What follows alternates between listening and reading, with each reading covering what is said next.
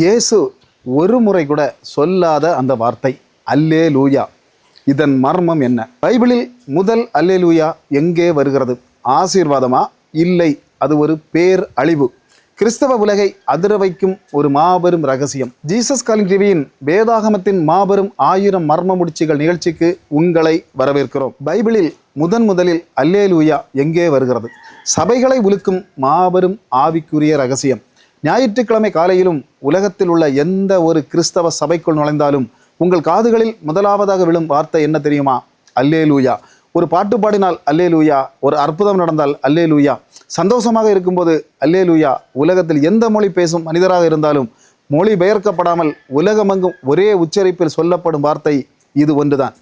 இன்று ஒட்டுமொத்த கிறிஸ்தவ உலகமும் இந்த அல்லேலூயா என்ற வார்த்தையை ஒரு சந்தோஷத்தின் வெளிப்பாடாகவும் மகிழ்ச்சியை கொண்டாடும் ஒரு சாதாரண வார்த்தையாகவும் மட்டுமே பயன்படுத்தி கொண்டிருக்கிறது. ஆனால் உங்கள் மூளையை ஸ்தம்பிக்க வைக்கும் ஒரு கேள்வியை கேட்கிறேன். பைபிளை திறந்து இந்த அல்லேலூயா என்ற மாபெரும் வார்த்தை முதலில் எங்கே வருகிறது?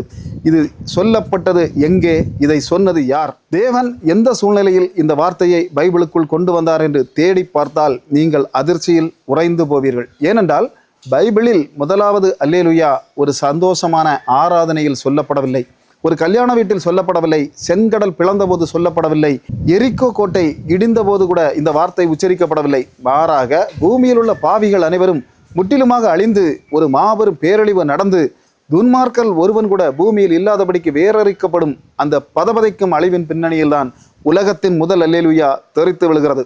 இந்த வார்த்தைக்கு பின்னால் ஒளிந்திருக்கும் அந்த மாபெரும் ரகசியம் என்ன? இது ஆசீர்வாதத்தின் வார்த்தையா அல்லது தேவனுடைய மாபெரும் நியாய தீர்ப்பின் அடையாளமா? இன்று இந்த ஆவிக்குரிய மர்மத்தை 100% வேத ஆதாரங்களோடு நாம் பார்க்க போகிறோம். முதலில் இந்த அல்லேலூயா என்ற வார்த்தையின் உண்மையான அர்த்தம் என்ன என்பதனை எபிரேய மொழியில் நாம் தோண்டி எடுக்க வேண்டும். இது 2 எபிரேய வார்த்தைகளின் இணைப்பு, ஹலால் மற்றும் யா. ஹலால் என்பது பிரகாசிப்பது, பெருமை பாராட்டுவது அல்லது ஒருவரை உயர்த்தி ஆர்ப்பரிப்பது. யா என்பது தேவனுடைய மாபெரும் பெயரான யெகோவா என்பதன் சுருக்கம். ஆக அல்லேலூயா என்றால் யெகோவாவை துதியுங்கள் என்பது அர்த்தம். இதுவரை எந்த பிரச்சனையும் இல்லை. ஆனால் மர்மம் எங்கே ஆரம்பிக்கிறது தெரியுமா? உலகத்தையே படைத்த ஆதியாகமத்தில் தேவன் இந்த வார்த்தையை வைக்கவில்லை. நோவா பேழையிலிருந்து வெளியே வந்ததும் அல்லேலூயா சொல்லவில்லை. ஆபிரகாம் தன் மகனை பலியிட தப்பிய போதும் அதை உச்சரிக்கவில்லை. செங்கடல் பிளந்து எகிப்தியர்கள் அழிந்த பின்பும் மோசே பாடிய அந்த மாபெரும் வெற்றி பாடலில் கூட அல்லேலூயா என்ற வார்த்தை ஒரு முறை கூட இல்லை. ஒரு நிமிடம் யோசியுங்கள். தாவீது ராஜா எத்தனையோ சங்கீதங்களை எழுதினார். கர்த்தர் என் மேய்ப்பராய் இருக்கிறார் என்று உருகி பாடினார். ஆனால் தன்னுடைய முதல் 103 சங்கீதங்களில் ஒரு முறை கூட தாவீது இந்த அல்லேலூயா என்ற வார்த்தையை பயன்படுத்தவே இல்லை. ஏன் இந்த வார்த்தை இத்தனை நூற்றாண்டுகளாக பைபிளில் ரகசியமாக மறைத்து வைக்கப்பட்டிருக்கிறது? அப்படி என்ன ஒரு விசேஷித்த சூழ்நிலைக்காக பரிசுத்த ஆவியானவர் இந்த வார்த்தையை பூட்டி வைத்திருந்தார்? பைபிளின் அத்தனை புத்தகங்களையும் தாண்டி முதலாக இந்த அல்லேலூயா என்ற வார்த்தை எங்கே முத்திரை உடைத்து வெளியே வருகிறது தெரியுமா? சங்கீதம் 104:35. இந்த 104வது சங்கீதம் தேவன் பூமியை படைத்ததையும் அவருடைய பிரம்மாண்டமான சிருஷ்டிப்பையும் விவரிக்கும் ஒரு பிரம்மாண்டமான சங்கீதம். ஆனால் இதனுடைய கடைசி வசனத்தில் ஒரு அதிர்ச்சியான காட்சி அரங்கேறுகிறது. பாவிகள் பூமியில் இருந்து நிர்மூலமாகி துன்மார்க்கர் இனி இராமல் போவார்களாக என்று. பாவிகள் பூமியில் இருந்து நிர்மூலமாகி துன்மார்க்கர் இனி இராமற் போவார்களாக. என் ஆத்துமாவை கர்த்தரை சோதரி அல்லேலூயா. நன்றாக கவனியுங்கள். இப்போது அல்லேலூயா சொல்லப்படுகிறது. தேவன் பாவிகளை ஆசீர்வதிக்கும் போதல்ல, பூமியில் இருந்து பாவிகள் நிர்மூலமாகி துன்மார்க்கர்கள் இனி ஒருபோதும் இல்லாதபடிக்கு முற்றிலும் அழிந்து போகும் அந்த பயங்கரமான தேவனுடைய கோபம் வெளிப்படும் அந்த இடத்தில்தான் முதல் அல்லேலூயா முழங்குகிறது. இதற்கு பின்னால் உள்ள ஆவிக்குரிய ரகசியம் என்ன? மனிதர்கள் தேவனை துதிப்பது வேறு, ஆனால் தேவனுடைய நீதி 100% நிலைநாட்டப்பட்டு பாவம் என்ற ஒன்று இந்த பிரபஞ்சத்தை விட்டே முற்றிலும் ஒழிக்கப்படும் அந்த பதபதைக்கும் நாளின் வெற்றி கூக்குரல் தான் இந்த அல்லேலூயா. இது சாதாரண வார்த்தை அல்ல, அது பாவம் அழியும் நாடியில் எழும் மாபெரும் போர்க்குரல். சரி, பழைய ஏற்பாட்டில் அப்படித்தான் சொல்லப்பட்டிருக்கிறது. கிருபை நிறைந்த புதிய ஏற்பாட்டில் இயேசு கிறிஸ்து எத்தனை முறை இந்த அல்லேலூயா வார்த்தையை சொல்லி இருப்பார் என்று நீங்கள் நினைக்கிறீர்கள்? உங்களை அதிர வைக்கும் ஒரு உண்மையை சொல்கிறேன். மத்தேயு, மார்க்கு, லூக்கா, யோவான் ஆகிய 4 சுவிசேஷங்களிலும் இயேசு கிறிஸ்து அல்லேலூயா என்ற வார்த்தையை தன் வாயால் ஒரு முறை கூட உச்சரிக்கவே இல்லை. அது மட்டுமல்ல, புதிய ஏற்பாட்டின் பாதி புத்தகங்களை எழுதிய பவுல் அப்போஸ்தலன் தன்னுடைய எந்த ஒரு நிருபத்திலும் ஒரு முறை கூட தன் சபைகளுக்கு அல்லேலூயா என்று எழுதவே இல்லை. பேதுரு எழுதவில்லை, யாக்கோபு எழுதவில்லை. அப்படி என்றால் புதிய ஏற்பாட்டில் இந்த வார்த்தை எங்கே தான் வருகிறது? புதிய ஏற்பாட்டில் 27 புத்தகங்களில் முதல் 26 புத்தகங்களிலும் இந்த வார்த்தை ஒரு முறை கூட இல்லை. பைபிளின் கடைசி புத்தகமான வெளிப்படுத்தின விசேஷம், அதுவும் அதன் 19வது அதிகாரத்தில் தான் புதிய ஏற்பாட்டின் முதல் அல்லேலூயா வெடித்து கிளம்புகிறது. வெளிப்படுத்தின விசேஷம் 19வது அதிகாரத்தில் என்ன நடக்கிறது? பரலோகத்தில் ஒரு மாபெரும் கொண்டாட்டம் நடக்கிறது.